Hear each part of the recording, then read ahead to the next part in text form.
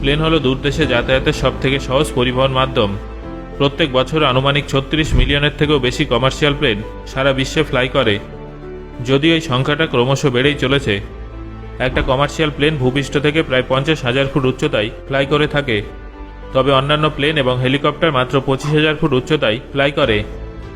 আপনারা কি কখনো ভেবেছেন যে বিভিন্ন ধরনের প্লেন কেন ভিন্ন ভিন্ন উচ্চতায় ফ্লাই করে? আপনারা কি জানেন এত উচ্চতায় ওড়ার সময় প্লেনের পাইলট আকাশের মধ্যে কিভাবে রাস্তা খুঁজে বার করেন? রাতের অন্ধকারে নেভিগেশন কতটা ঝুঁকিপূর্ণ হয় সেটা কি আপনারা জানেন? আমি নিশ্চিত যে এই প্রশ্নগুলো আপনাদের মনে কখনো না কখনো তো নিশ্চয়ই এসেছিল। আজকের এই ভিডিওতে আপনারা এই সমস্ত প্রশ্নের উত্তর জানতে পারবেন, তাই ভিডিওটা অবশ্যই শেষ পর্যন্ত দেখুন। আপনারা হয়তো অনেকেই জানেন যে প্লেন সাধারণত 3 ধরনের হয়ে থাকে: হেলিকপ্টার, জেট প্লেন এবং কমার্শিয়াল প্লেন। বর্তমান সময়ে আরও বিভিন্ন ধরনের প্লেন দেখা যায়, তবে সেগুলো সাধারণত এই 3টে ক্যাটাগরির মধ্যেই পড়ে। এই সমস্ত প্লেন ভিন্ন ভিন্ন উচ্চতায় ওড়ে। আপনি যদি প্লেনে সফর করে থাকেন তাহলে আপনি জানবেন যে কমার্শিয়াল প্লেন অনেক বেশি উচ্চতায় ফ্লাই করে। একটা কমার্শিয়াল প্লেন সাধারণত 30 থেকে 50,000 ফুট উচ্চতায় ফ্লাই করে। অন্যদিকে একটা সাধারণ হেলিকপ্টার মাত্র 10,000 ফুট উচ্চতা পর্যন্ত ফ্লাই করতে পারে। এই জন্য আমরা অনেক সময় বাড়ির ছাদ থেকে যখন কোনো হেলিকপ্টারকে উঠতে দেখি তখন আমাদের মনে হয় যেন সেই হেলিকপ্টারটা আমাদের অনেক কাছ থেকে ফ্লাই করছে।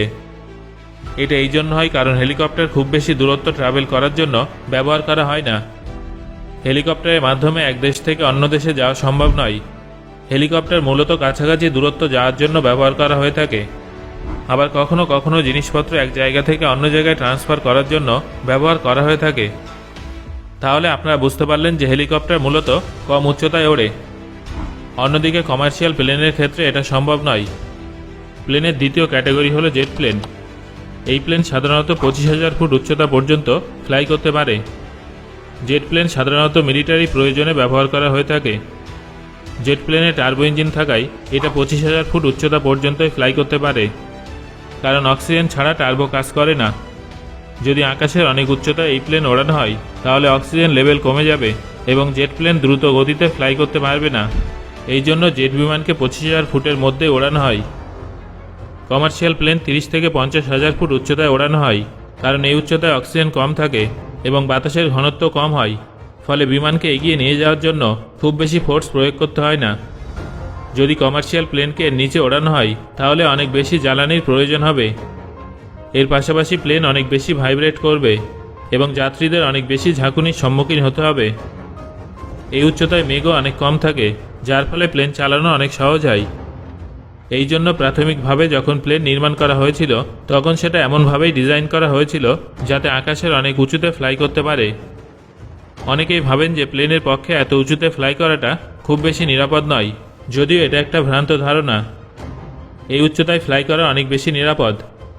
ধরুন যদি প্লেনে কোনো সমস্যা হয় এবং সেটা ভেঙে নিচের দিকে পড়ে এবং সেই প্লেনের উচ্চতা যদি 40,000 ফুট থাকে তাহলে সেটা নিচে নামতে অনেক বেশি সময় নেবে। অন্যদিকে একটা হেলিকপ্টার বা জেট প্লেন মাত্র কয়েক সেকেন্ডের মধ্যে নিচে পড়ে যাবে। এই জন্য এত উপর থেকে নিচে নামার সময় পাইলটের কাছে প্লেনটা ভেঙে পড়ার হাত থেকে রক্ষা করার জন্য অনেকটা সময় থাকবে। প্লেন অধিক উচ্চতায় ওড়ার যেমন বেশ কিছু সুবিধা আছে, তেমনই কিছু অসুবিধাও আছে। যাই হোক, আপনারা এটা তো নিশ্চয়ই বুঝতে পারলেন যে প্লেন কেন এত উচ্চতায় ওড়ে। এবার আপনারা নিশ্চয়ই ভাবছেন যে প্লেন এত উচ্চতায় ফ্লাই করার পরেও প্লেনের পাইলট লোকেশন সম্পর্কে কীভাবে জানতে পারেন? পাইলট গন্তব্যের দিকটাই বা কীভাবে নির্দেশ করেন? অনেকেই ভাবেন যে পাইলট আকাশের যে কোনো দিকে বিমানকে ওড়াতে পারেন এবং খুব সহজেই গন্তব্যে পৌঁছে যেতে পারেন, কিন্তু এটা সত্যি নয়। আমাদের কাছে যেমন রাস্তা থাকে তেমনই প্লেনের জন্যও নির্দিষ্ট পথ থাকে। সেই পথ অনুসরণ করে একটা প্লেন তার গন্তব্যে পৌঁছায়। যদি কোনো পাইলট সেই পথ অনুসরণ না করেন তাহলে তাকে পেনাল্টি দিতে হয়, কারণ এই পথগুলো অনেক ভাবনা চিন্তা করে প্রত্যেকটা বিষয়ে খেয়াল রেখে নির্বাচন করা হয়েছে যাতে পরবর্তী সময় কোনো ধরনের ভুল না হয়। বর্তমান সময়ে রেডিও সিগন্যাল এবং জিপিএস নেভিগেশনের মাধ্যমে সব কিছু অনেক সহজ হয়ে গেছে, তবে আগে এই সব কিছু ছিল না। আগেকার সময়ে পাইলটরা বড় বড় বিল্ডিং অথবা বিখ্যাত ল্যান্ডমার্ক দেখে পথ নির্ধারণ করতেন। অর্থাৎ কোনো বড় পাহাড় থাকলে সেই পাহাড়টাকে একটা মার্কিং হিসেবে ব্যবহার করা হতো। যেমন ওই পাহাড়টা পার করে একেবারে সোজা যেতে হবে অথবা 20 বা 30 ডিগ্রি টার্ন নিতে হবে। এই ধরনের প্রত্যেকটা বিষয় মাথায় রাখতে হতো। এছাড়াও সেই সময় প্লেনের পথ নির্বাচনে রেল লাইনকে মার্কিং হিসেবে ব্যবহার করা হতো, তবে এর ফলে প্লেনটাকে অনেক ঘুরে যেতে হতো। তারপর আমেরিকার কয়েকজন ব্যক্তি একটা দুর্দান্ত আইডিয়া বের করেন। তারা বেশ কিছু জায়গায় বড় বড় অ্যারো চিহ্ন বসিয়ে দেন। পথে থাকা এই সমস্ত অ্যারোগুলো এতটাই বড় হতো যে পাইলটরা সেটা আকাশ থেকেও সহজেই দেখতে পেতেন।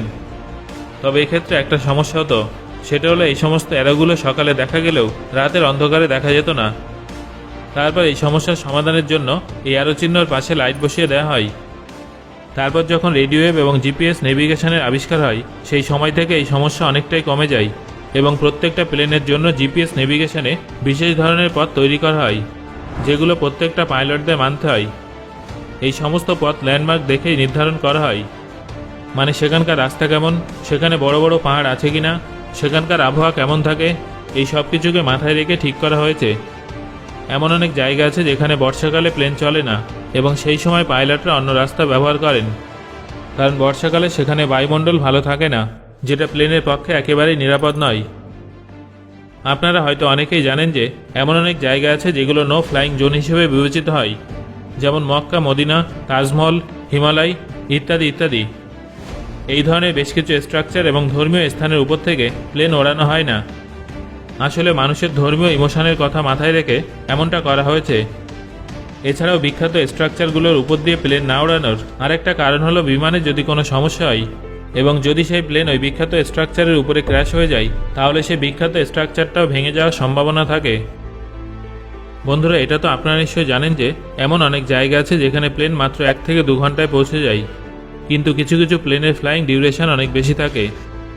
যেমন লস অ্যাঞ্জেলস থেকে সিঙ্গাপুরের প্লেন একটানা 17 ঘন্টা ফ্লাই করে।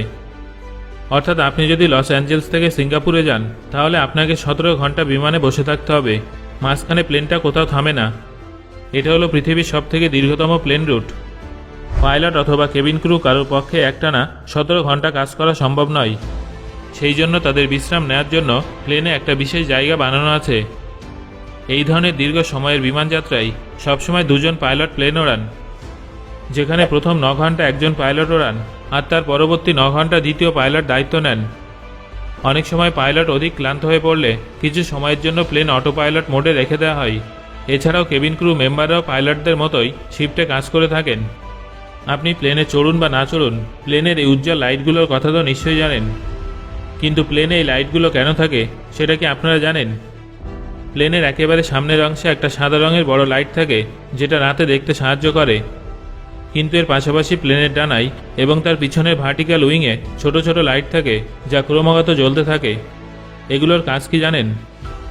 অনেক সময় রাতে ট্রাভেল করার সময় আবহাওয়া এতটাই খারাপ থাকে যে প্লেনের পাইলট ঠিকভাবে কিছুই দেখতে পান না। সেই সময় উজ্জ্বল লাইটগুলো নেভিগেশনের কাজ করে।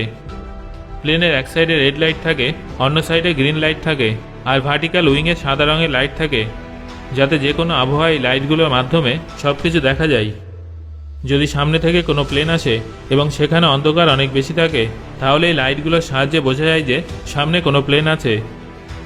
সো বন্ধুরা, আজকের আলোচনা থেকে আপনি কোন কোন বিষয়গুলো নতুনভাবে জানলেন সেটা অবশ্যই আমাকে কমেন্ট করে জানান।